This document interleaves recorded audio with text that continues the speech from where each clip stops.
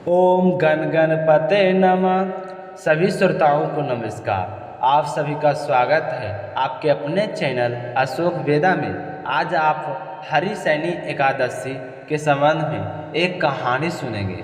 राजा बलि ने जब ब्राह्मण अवतार विष्णु को अपना स्वर्ग सवार दान कर दिया तो भगवान ने उन्हें पाताल लोक में रहने और एक वरदान मांगने के लिए कहा। तो राजा बलि ने भगवान श्री हरि विष्णु से क्या वरदान मांगा, तो यह जानने के लिए वीडियो के अंत तक बने रहिए और साथ ही अशोक वेदा चैनल को सब्सक्राइब करके भगवान श्री हरि विष्णु की कृपा पाने के लिए इस वीडियो को ज़्यादा से ज़्यादा शेयर कीजिए।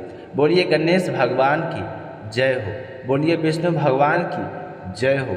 शिव महापुराण के अनुसार दैत्य का राजा दम विष्णु भक्त था। उसके विवाह के पश्चात कई वर्षों तक संतान की प्राप्ति नहीं हुई, तो उसने गुरु शुक्राचार्य को अपना गुरु बनाकर श्री कृष्ण मंत्र प्राप्त किया और इस मंत्र के पाने के पश्चात उसने पुष्कर सरोवर के घोर तपस्या की। उसके तप के से प्रसन्न होकर भगवान विष्णु ने उसे संतान की प्राप्ति का वरदान दे दी। तो भगवान के वरदान के अनुसार दम के यहाँ पुत्र हुआ तो उसका नाम उन्हें शंखचूड़ रखा। जैसे ही शंखचूड़ बड़ा हुआ, पितामह ब्रह्मा जी को प्रसन्न करने के लिए पुष्कर में जाकर घोर तपस्या की।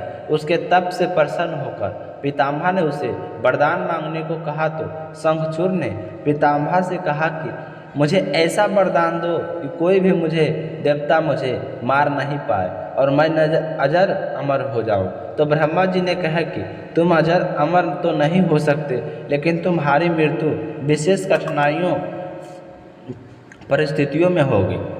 आसानी से तुम्हें कोई नहीं मार सकता।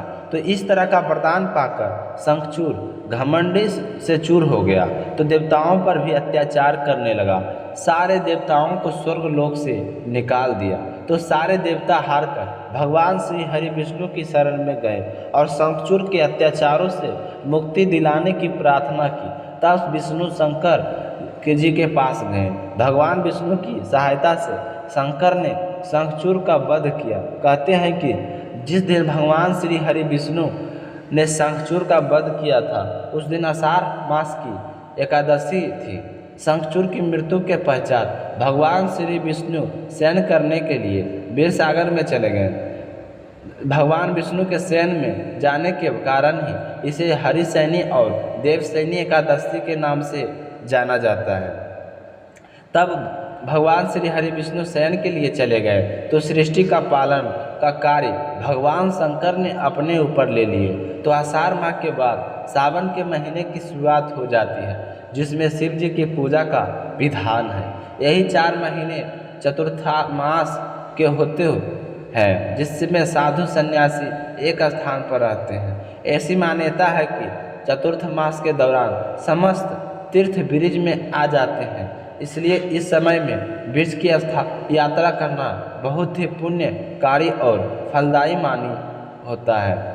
अब सुनते हैं दूसरी कथा। यह भी हरि सैनी एकादशी से जुड़ी हुई है। राजा बलि और वामन अवतार भगवान श्री हरि विष्णु की एक कथा के अनुसार देवताओं को राजा बलि के भय से मुक्ति दिलाने के लिए भगवान विष्णु ने ब्राह्मण अवतार लिए और राजा बलि की यज्ञ स्थल पर पहुंच गए। राजा बलि बहुत ही बड़े दानी थे, लेकिन वहां पर जाते ही राजा बलि ने उन्हें देखा तो उनका खूब आदर सत्कार किया और बैठने के लिए कहा। लेकिन राजा बलि के गुरु शुक्राचार्य के वामन रूप में आए भगवान श्री हरि विष्णु को पहचान लिए और उन्होंने राजा बलि से आग्रह किया कि ब्राह्मण तुमसे कुछ भी मांगे तो तुम उसे दे देने से इनकार कर देना। यह तो ब्राह्मण दिखाई दे रहा है, साक्षात विष्णु है जो देवताओं की सहायता के लिए तुमसे सब कुछ छीनने के लिए आए हैं। तो राजा बलि कहने लगे कि भगवान मेरे द्वार पर कुछ मांगने के लिए आए और मैं ना दूं, ऐसा कभी नहीं हो सकता। मैं तो बहुत बड़ा दानी हूँ, भगवान के लिए पीछे कैसे हट सकता हूँ। तो इस तरह राजा बलि ने शुक्राचार्य की बात नहीं मानी और ब्राह्मण अवतार में भगवान विष्णु से कहें कि मैं आपकी क्या सेवा करूं, तो कि मुझे 3 पग भूमि दान कर दो। तो यह सुनकर राजा बलि हंसने लगे कि बस 3 पग भूमि मेरे पास ही तीनों लोगों का राज है।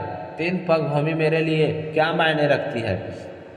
चलो मैंने आपको दी दी। जैसे ही संकल्प करने के लिए कमंडल से जल लेने लगे तो राजा बलि को रोकने के लिए गुरु शुक्राचार्य ने राजा बलि के कमंडल में लघु रूप धारण करके प्रवेश करके बैठ गई, जिससे कमंडल का जल नहीं निकला। राजा बलि कोशिश करते रहे, आज क्या बात हुई, कमंडल से जल बाहर क्यों नहीं आ रहा। ब्राह्मण भगवान गुरु शुक्राचार्य की चाल को समझ गए। भगवान ब्राह्मण को अपने हाथ में रखे हुए कुश को कमंडल में ऐसे रखा कि गुरु शुक्राचार्य की एक आँख फूट गई और गुरु शुक्राचार्य झट से पटाकर कमंडल से बाहर निकल आए। इसके बाद राजा बलि ने 3 पग भूमि दान करने का संकल्प ली। तो जैसे ही उन्होंने संकल्प लिया तो ब्राह्मण ने अपना आकार बढ़ाना शुरू किए और एक पैर से पूरी पृथ्वी को और दूसरे पैर से अंतरिक्ष को नाप लिए और तीसरा पैर रखने के लिए कोई स्थान नहीं था। तो राजा बलि ने अपना सिर वामन भगवान के चरणों में रख दिया।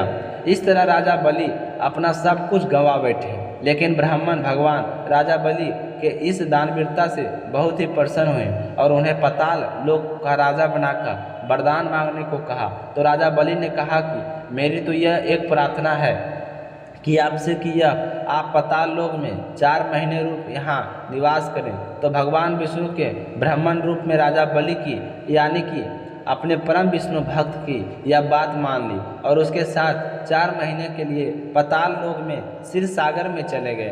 तभी से हर साल भगवान श्री हरि विष्णु आषाढ़ माह के शुक्ल पक्ष की एकादशी से लेकर कार्तिक माह के शुक्ल पक्ष की देवउठनी एकादशी तक क्षीर सागर में निवास करते हैं। इन 4 महीनों में चतुर्थ मास के नाम से भी जाना जाता है। इन 4 महीनों में भगवान श्री हरि विष्णु का कार्यभार शिव जी संभालते हैं। तो इन महीनों में शिव जी की पूजा करना बहुत ही फलदायी होता है। तो आज की यह कहानी और जानकारी आपको कैसी लगी कमेंट करके ज़रूर बताइए। आप सभी का बहुत बहुत धन्यवाद। जय श्री गणेश।